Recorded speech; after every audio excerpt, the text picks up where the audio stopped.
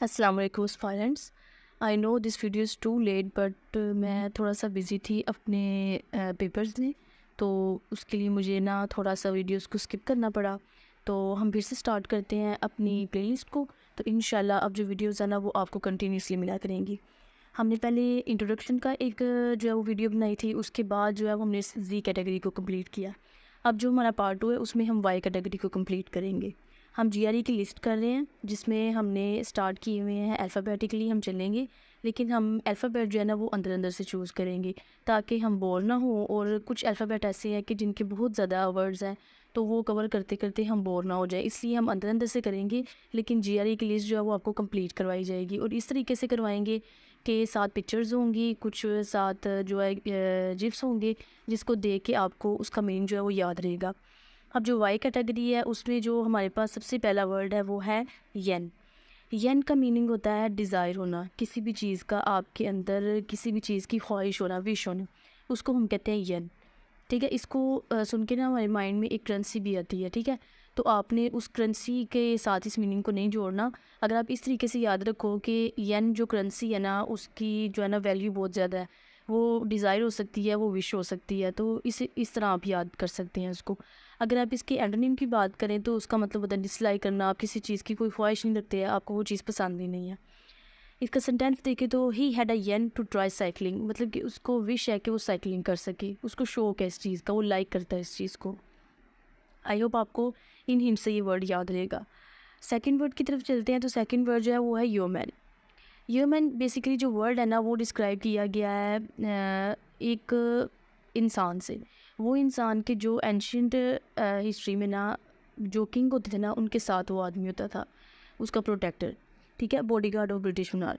तो वहाँ से ये वर्ड लिया गया है जिसको ना अगर वो उसकी जो है ना प्रोटेक्शन के लिए रखा गया था, तो ऑब्वियसली वो जो है वो गरीब होगा, तो इसलिए उसको उन्होंने कहा मिडिल क्लास फार्मर, उसी से उन्होंने ये वर्ड निकाला। मिडिल क्लास फार्मर जो है वो उसका सिनोनिम है। अगर एंटोनिम की बात करें तो वो नॉन फार्मर है।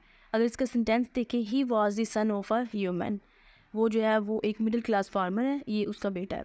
तो आप इसको ना एक बॉडीगार्ड जो है ना ब्रिटिश monarch का, उसे याद रख सकते हैं ह्यूमन से। थर्ड वर्ड की तरफ चले, जो थर्ड वर्ड है वो है यील्ड। यील्ड का जो सिनोनिम है उसका मतलब होता है इनकम होना, इन्वेस्टमेंट होना आपके पास किसी भी चीज़ की। किसी भी चीज़ में जब आप कोई इनकम आपको आती है या आप इन्वेस्ट करते हैं, इन्वेस्टमेंट भी करेंगे तो आपको इनकम आएगी, तो उसके लिए वर्ड यूज़ होता है यील्ड। अगर इसका एंटोनिम देखेंगे तो रेजिस्ट, मतलब कि किसी भी चीज़ से इनकार कर देना, उसको मतलब कि किसी भी चीज़ को लेने से इनकार कर देना या देने से इनकार कर देना। तो apple trees yielded an abundant harvest. Fourth word है हमारे पास योग। योग का मीनिंग है ये जो वर्ड है ना ये डिस्क्राइब हुआ है जैसे कि एक जुआ होता है जिसमें हमने कुछ लेन देन करना होता है। ये वर्ड वहाँ से जो है ना इसका सिनोनिम लिया गया वो है जॉइन टुगेदर, मतलब कि एक चीज़ को आपस में जोड़ देना। अगर हम इसका जो है एंटोनिम की बात करें तो वो है अनस्टिच, मतलब कि एक चीज़ जो है आपस में जुड़ी हुई नहीं होती। इसका अगर हम सेंटेंस देखें तो people are still suffering under the yoke of slavery. Fifth word जो है हमारे पास वो है योकल। योकल का मीनिंग जो है वो कंट्री बम्पकिन, इसका सिनोनिम है। बेसिकली इसका मतलब है गवार होना किसी का, जो किसी भी एक पर्टिकुलर एरिया से ताल्लुक़ रखता है और उसकी सारी ज़िंदगी उसी में ही है बस, उसको बाहर की किसी चीज़ का कोई अता पता नहीं है, उसको हम कहते हैं कंट्री बम्पकिन। अगर इसके एंटोनिम की बात करें तो वो है मेट्रोपॉलिटन। मेट्रोपॉलिटन देखा जाए तो ये वो सिटीज़ होती हैं, वो ऐसी प्लेसेस होती हैं जो बहुत ज़्यादा दूसरों से टच में होती हैं। जैसे हम कहते हैं न्यूयॉर्क को मेट्रोपॉलिटन सिटी, क्योंकि जो न्यूयॉर्क है ना, जैसे हम इसको कहते हैं न्यूयॉर्क को मेट्रोपॉलिटन सिटी, तो इसको इस वजह से कहते हैं कि ये दूसरी कंट्रीज़ के साथ बहुत ज़्यादा इंगेज होती है, इसमें बहुत ज़्यादा गैदरिंग होती है।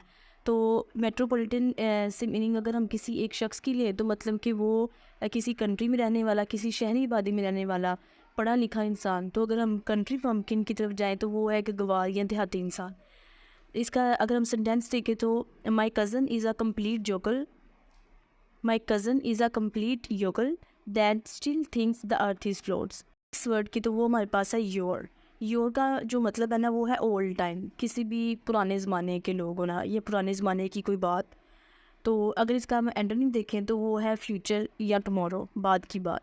तो the colonials of your had fun. Y category जो है वो हमारी इतनी ही थी।